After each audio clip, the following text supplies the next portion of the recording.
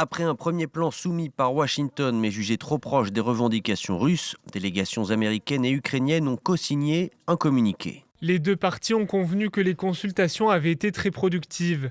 Les discussions ont permis de réaliser des progrès significatifs vers un alignement des positions et la définition d'étapes claires pour la suite. Elles ont réaffirmé que tout accord futur devait pleinement respecter la souveraineté de l'Ukraine et instaurer une paix durable et juste.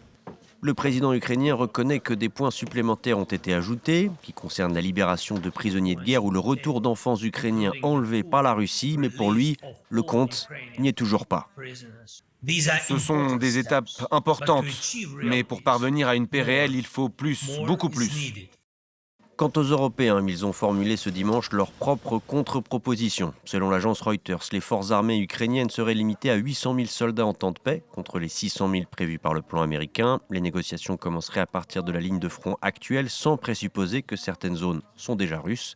France, Allemagne et Royaume-Uni proposent aussi une garantie de sécurité similaire à l'article 5 de l'OTAN et une promesse de reconstruction et d'indemnisation de l'Ukraine par le biais d'avoirs russes. Il existe donc plusieurs plans, mais le Kremlin a identifié celui qui lui convient le mieux.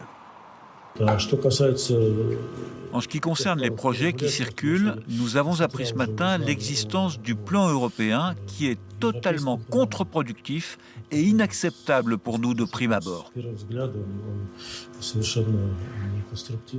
Monsieur Rubio a annoncé que les États-Unis étaient pleinement satisfaits des pourparlers de Genève avec les Ukrainiens.